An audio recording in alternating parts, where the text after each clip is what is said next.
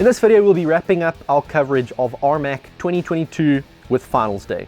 Now, precision rifle and big bore had all wrapped up the day before, but the shooters who'd qualified for 100-yard bench rest and the speed challenge would now have to battle it out for a place on the podium. And we'll get to what happened in the speed challenge in just a moment, but we're going to get things started with the 100-yard bench rest. And I actually didn't qualify for the finals this year, but I was very interested in some of the different strategies that were on show during the finals, and not competing myself gave me an opportunity to really focus on what other shooters were doing, which I found very interesting. Now, you may think just because I didn't qualify for the 100-yard finals that I didn't have any skin in the game on finals day, and that's just simply not true. I think that's the beauty of sort of an event like this, where there's a lot of friendship and camaraderie and people helping each other out, is that there's that sort of team aspect and friendship aspect, and even to an extent a sort of national pride aspect where there were other South Africans in the final that I could root for. For me, it was actually even more than that, because as you know, I've poured my heart and soul into Element Optics over the last few years, and to see that more than half of the guns on those benches during the final were topped off with Element scopes that I had worked on, that made me really proud. There's so much coverage of the 100-yard bench rest that I actually want to do this video a little bit differently. Let's talk about the strategies that were employed during the final, because there's many ways to skin a cat, and there was such a wide variety of strategies on display, from ultra conservative to ultra aggressive and everything in between. So what do I mean by conservative and aggressive? Well, the underlying theory is pretty much the same. You have 30 minutes to shoot that card, and obviously within that 30 minutes there's periods where the wind is a little bit better to shoot in, and there's periods where the wind is more unpredictable and you want to try not shoot during that period. But the way of approaching that picking of your time and how you put the foot down when the time is right can be quite different. An aggressive strategy would be to shoot very quickly, using each previous shot as a sighter, and trust that within the 2 or so seconds it takes to reload and move on to the next target, the wind wouldn't have had enough time to change dramatically. At worst, you have to make small adjustments between shots, but the continuity and the fact that you don't have to predict what the wind is doing makes this the preferable strategy for many shooters. We saw an extreme example of an aggressive strategy during qualifying when Frederick Axelson, owner of FX, shot his entire card in 2 minutes and 6 seconds, only taking one sighter shot between his first and last shots on the scoring targets, and coming away with what was by far the highest score of this whole event, a 238 with 9 X's. So if anyone tells you that you need wind flags to shoot bench rest, this right here is evidence that you don't. Frederick just literally took a couple sighters to zero his scope, and while doing this realized that the conditions were good. From here he went for it and didn't stop until his entire card was shot. Anyone else would have probably chickened out and gone back to their sighters after a few shots, but an aggressive strategy doesn't do that. It goes for it and trusts that there will be a reward for continuity. A conservative strategy would look a little bit more like a 25-meter bench rest strategy. That is sort of taking a little bit more time to make sure that you watch your flags between each shot and kind of wait for the right condition that you feel is best. Focus on your breathing and your trigger pull and making sure you've got no cheek pressure, and sort of scrutinizing every small move and not being in such a rush. The problem with both of these extremes is that while they may work for certain conditions on certain days, if the wind is totally different to what you need for those strategies to work, then you can find yourself in a position where you just can't handle it. And in that case, you need to be able to be flexible. I'll use my 2 qualifying cards as example. On the first day, there were clearly periods where the wind was significantly calmer. And in hindsight, looking back at the way I shot my card, when I actually just went for it during those calm periods, my scores were way higher. When I took my time and tried to wait it out and kind of fight for each point, that's when I lost points. So on day 1, I should have actually been a little bit more aggressive with my strategy, and in those periods just shot a little bit quicker and taken that opportunity with more gusto, if that makes sense. On day 2 though, an aggressive strategy just simply would not work because the wind was changing so dramatically and so quickly that I could fire 2 shots within 2 seconds of each other. One would go 1.5 miles this way and the other would go 1.5 miles that way. And in that case, I actually needed to sit back, and I would have benefited from being able to read the wind a bit better and have some sort of indicator like a flag to tell me which way the wind was going downrange and what it was doing. In essence, I learned from day 2 that I needed to be able to recognize the periods of predictability that would allow me to take those opportunities. And I was actually so intrigued by the vastly different strategies on display that I decided to do a bit of a case study during the finals. And I could have easily looked at anyone, maybe Keith Gibson, who took first place last year, or maybe one of the ultra conservative shooters who chose to single load.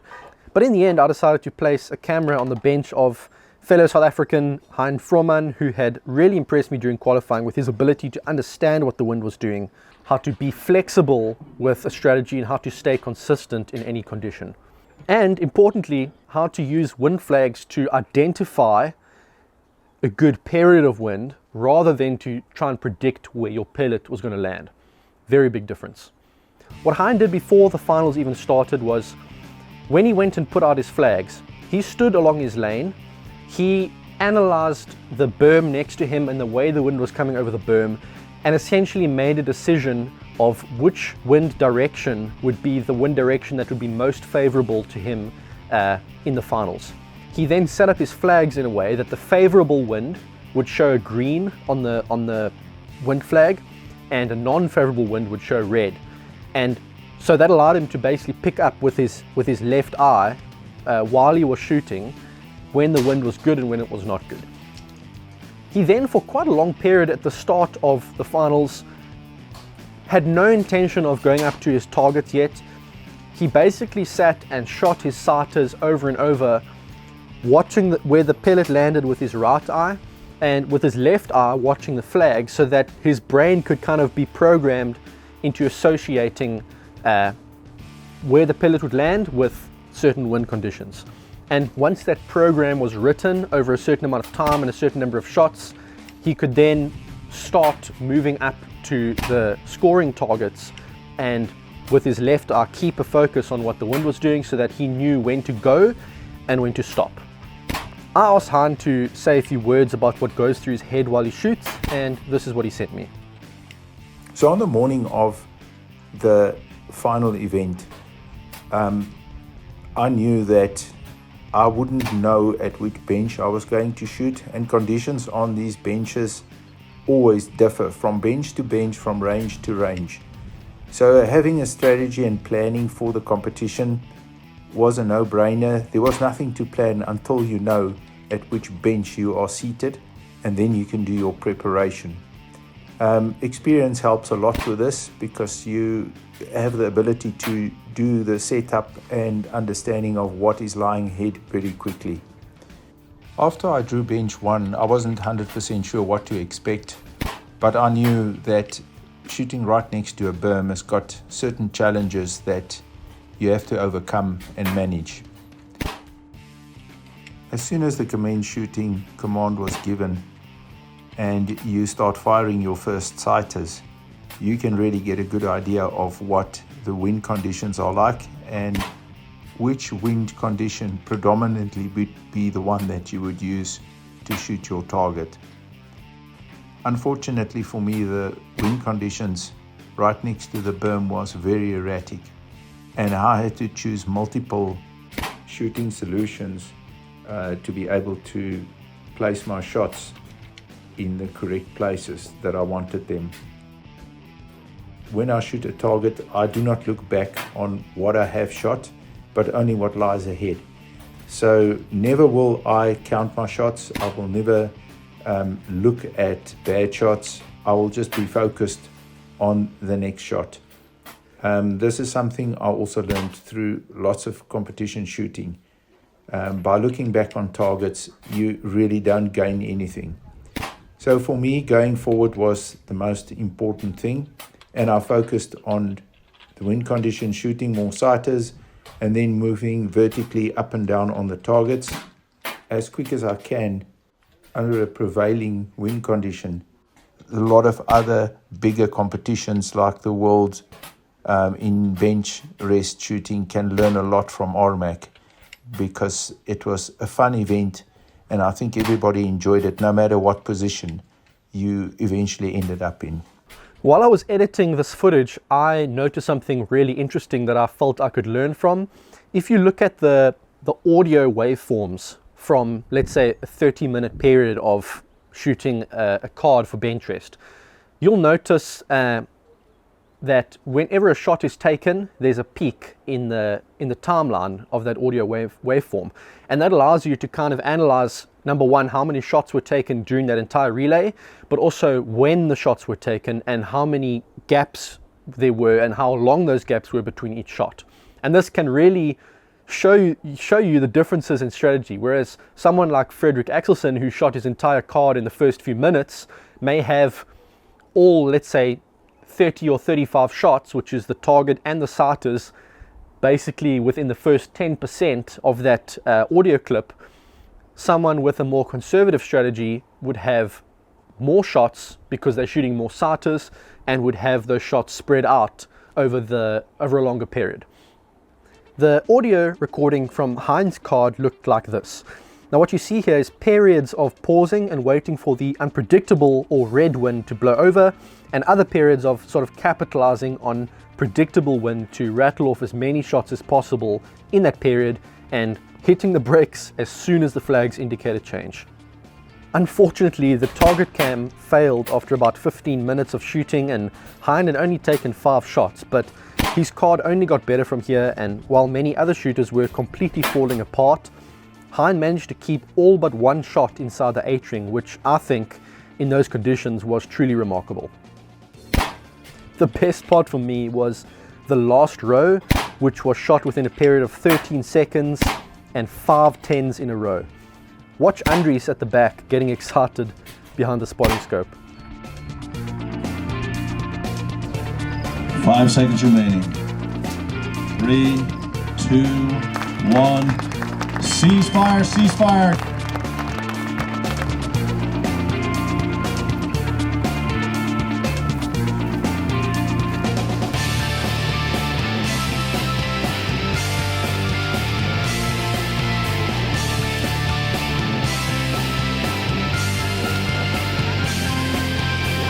While we waited for the bench rest scores to come through, we shot the speed challenge finals.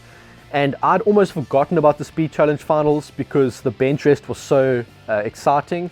But I made it to the speed challenge finals with actually what was the highest overall score. But I knew deep down inside that that meant nothing. Even during the qualifying rounds for the speed challenge, I never really felt at my best. I never felt as fluid as I did in previous years. And I knew that I'd be up against it. You guys got to get excited. As far as airgun sports go, the speed challenge is the most exciting, the fastest, the best. Who's excited to get this thing going? There were a couple factors that made me feel a bit less confident about my chances in the speed finals. One was that for some reason I was struggling to get to grips with the way that the gun felt when I cocked it. It wasn't a fault with the gun, it was more just the way it was set up. It was set up for pellets, which meant that the cocking level was much lighter than what I had become so used to at home shooting heavy slugs. And that, for some reason, just stopped me from being able to be fluid with the way that I cocked with my right hand. Remember, my right hand was my cocking hand and my trigger hand, and that fluidity of being able to get that motion right and get into a rhythm is really important for me. The other factor was that I spent so much mental fortitude and so much energy the previous day shooting the PRS that I felt like I'd already shot myself to pieces. Like I had no energy left on finals day and I felt quite drained. But the biggest factor, put everything else I just said aside, was that the standard of skill on display this year was just so much higher than in previous years. Gone are the days where someone like me who doesn't practice for speed can rock up and even stand a chance of winning. Nowadays, you've got guys who literally practice every day to get those motions right, who have fancy mechanisms to pump action and all kinds of stuff to get their speed up, and the level is just much higher. And I don't think it was just me who was feeling this. The other OGs of speed shooting, like Justin Welsh, Thane Simmons, and John Bagakis, we're going to find out the hard way during the finals that the same applied to them too.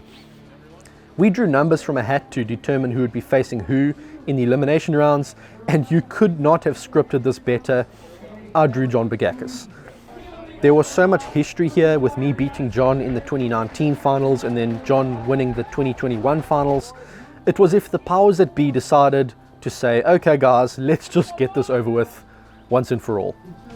For the reigning speed champion and the former speed champion, this is going to be exciting. Either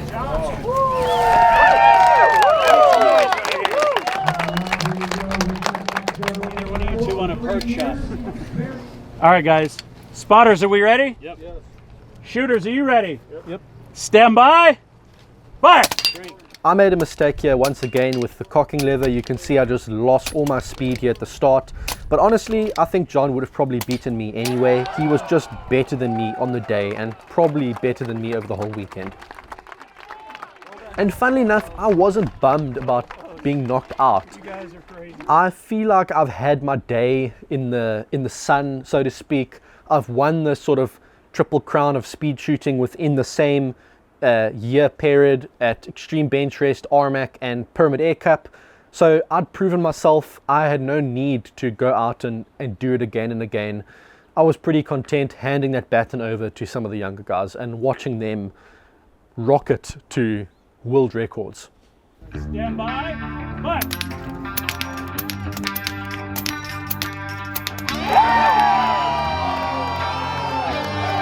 The two guys who were obviously streets ahead of everyone else over the weekend were Alex Hatfield and Jaden Tuckett, two young employees of Utah Air Guns who, from what I'm told, spend a lot of their free time at Utah Air Guns in the range shooting against each other to see who's the fastest.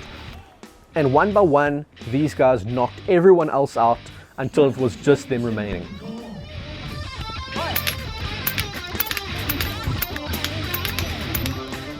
When I watched these guys shoot in a best of 3 in the final, I was blown away by how ridiculously fast they were. It is very clear I'm never going to be able to compete with these guys ever again.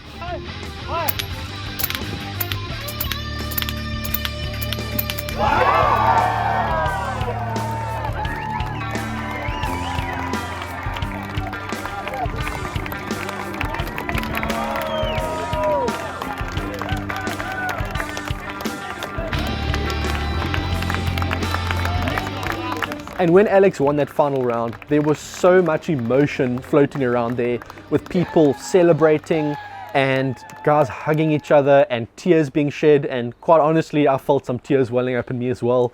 I felt more happy and stoked with the result of that speed final than I actually felt when they announced my name as second place winner for the precision rifle and I walked up to collect $10,000. That's how big the speed final was.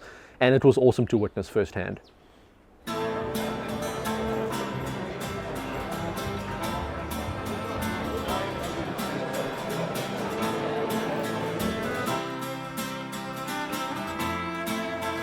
When we arrived at the banquet after the event, the first thing that struck me was just how many people were there. It was clear that not only had RMAC grown over the past few years, but I think the whole industry had grown so much. The crazy thing for me was knowing that everyone sitting in that hall had signed up within the first 40 minutes of registration. Literally, the tickets for RMAC 2022 sold out in 40 minutes. And you can imagine if they'd left that open, how many more shooters would have attended. It's a sign of how big the sport is growing.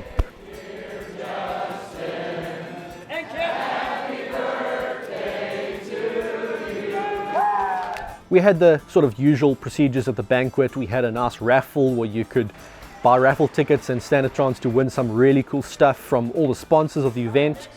We had a lovely buffet dinner, and then came the serious part, announcing the winners of each event. As you'll have seen in the previous episode, I managed to take second place for the PRS, but let's not focus on that today. Let's move on to what we're all here for, the speed and the bench rest. We're going to kick things off with our speed challenge. What a battle. If you were there, you saw it. It was epic. Third place, last year's champion, $1,000, Mr. John Bagakis. Come on up. The second place, first place battle was unbelievable. Two good buddies worked together. They're both in their early 20s, just getting started with life and already badass air gunners. Second place and $3,000, Jake Duckett.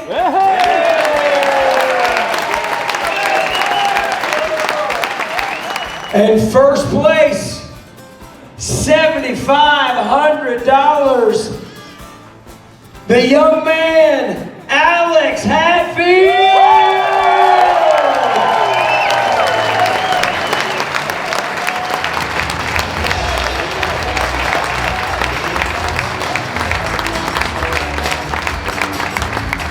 Third place for $5,000, Shell Pearson.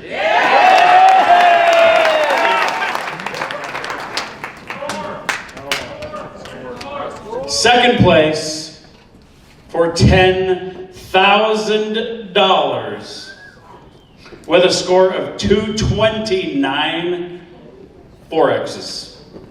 Hein Fromann.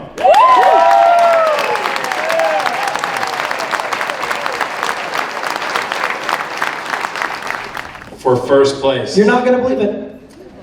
In the RMAC 100-yard bench rest pro class for the grand prize of $20,000. And first-time competitor, Dusty Powers.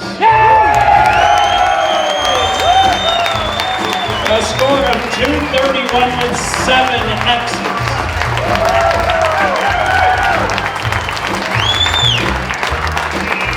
I'm sorry, I meant first-time airgun competitor, just to be clear.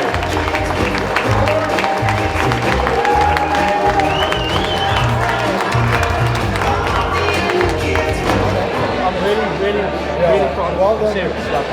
Remember when we were at the Worlds and we just All right, so the Selfless Black crew's going to be right here hanging out. You get a chance to meet Zach, shake his hand. So to wrap things up, it was a super memorable week in Utah. I made even more friends. I strengthened existing friendships after not seeing these guys for a couple of years due to COVID. And yeah, there's a lot of people I need to thank. Ernest and Newman, you guys are champs, helping me set up my guns and just being available if I needed anything from you guys.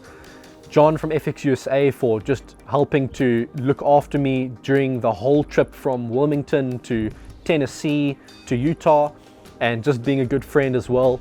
And of course, Justin and Austin at Utah Air Guns, you guys are awesome. Once again, you've hosted an amazing event, and you can be really proud of not only your employees who were awesome during the whole week and worked really hard, but your families as well. Just amazing ambassadors for our sport, and as always, I look forward to the next year to see what has changed and what will grow. As always, guys, thanks for watching. I hope you enjoyed this one. That's a wrap for RMAC 2022. However, the Barefoot in America series will continue as I head to northern Utah with Thane and Val Simmons. We take out the 140 plus foot-pound 30 cal impact shooting, the new javelin slugs, and we take out some rock chucks and raccoons. It's going to be epic.